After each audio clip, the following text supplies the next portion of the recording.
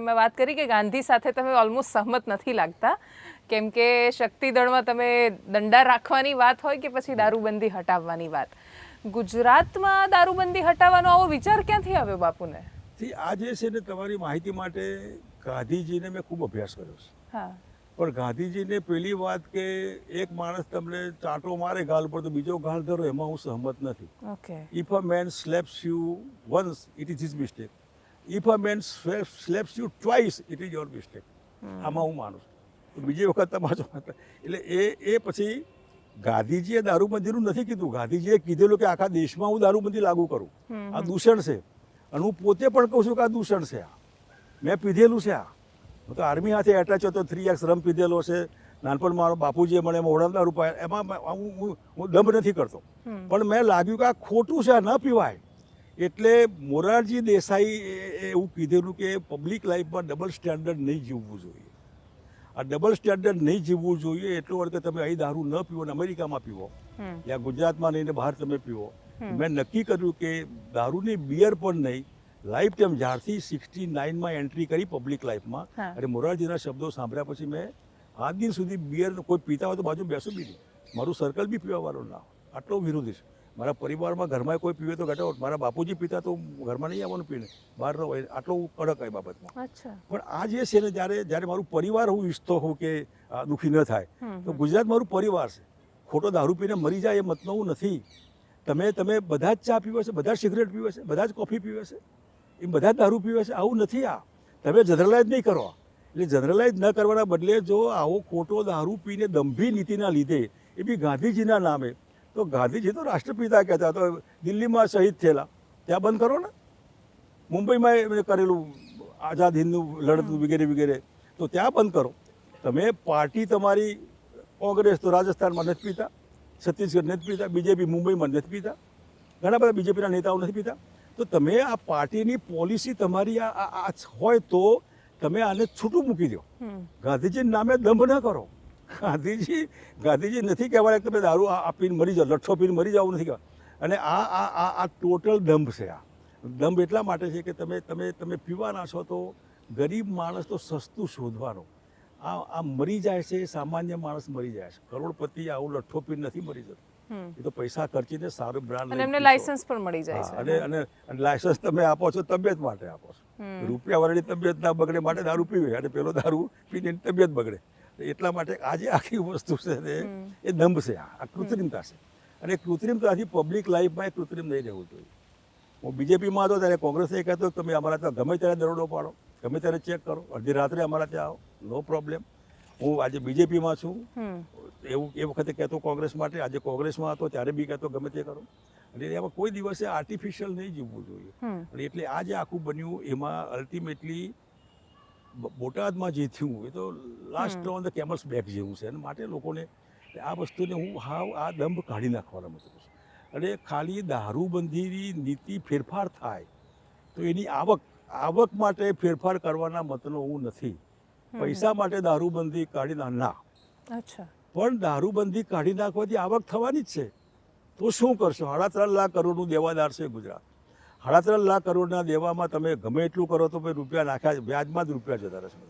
તો 30-40 હજાર કરોડ રૂપિયા આવે તો શું કરશો? તો હું મિડલ ક્લાસનો માણસ, મેં બી બધું જોયું, ખેડૂતનો દીકરો છું, એટલે દુનિયા મને ખબર છે કે શિક્ષણ કેમ ભણાય.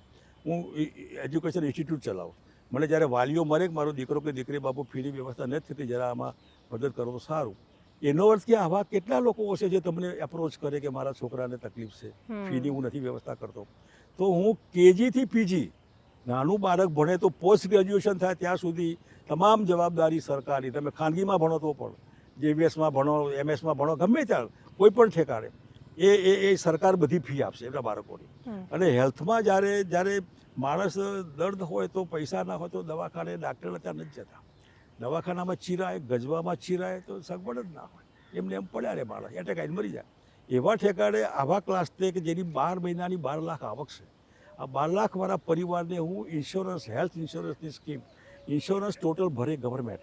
ગમે ત્યાં તમે ટ્રીટમેન્ટ કરાવો, તમે ઝાયડસમાં જાઓ, એપોલોમાં જાઓ, આ બધાની જવાબદારી સરકાર લે. સરકાર તમારું બિલ આપી દેશે. અચ્છા. અને એનાથી આ દારૂબંધીની જાય તો પૂર્વની પટ્ટીમાં આદિવાસી સમાજ જે મોડાના દારૂ માટે એક્સપર્ટ છે એને દારૂબંધીના લાયસન્સ આપે, એને તમે એના દારૂ બનાવવાના બનાવવા લાયસન્સ, હા, હા. માટે એની ફેક્ટરી કરવાની જે કંઈ હોય ડિસ્ટિલરી જેને આપણે કહીએ. એનાથી સાચા અર્થમાં ક્રાંતિ થશે.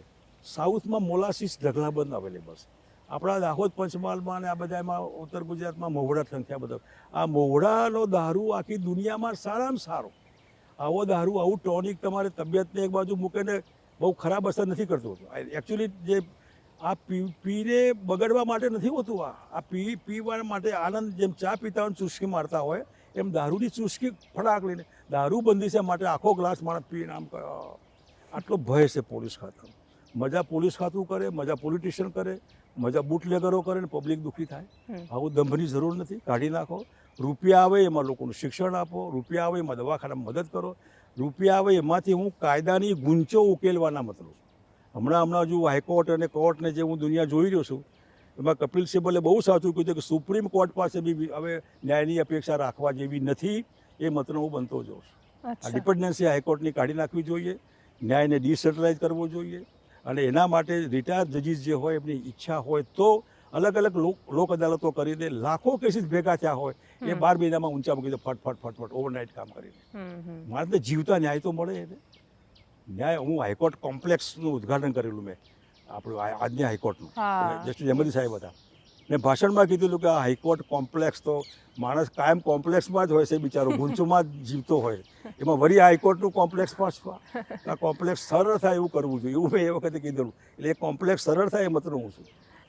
અનએમ્પ્લોયમેન્ટ બાપુ, આમાં વચ્ચે એટલે પૂછી રહી છું કેમ કે દારૂ અને સુરક્ષા બંનેને સીધા લેવા દેવા છે. ઘરેલું હિંસાના કેસમાં પેલો પતિ દારૂ પીને આવે છે, મારઝૂડ કરે છે અને પેલી મહિલા શિકાર બને છે.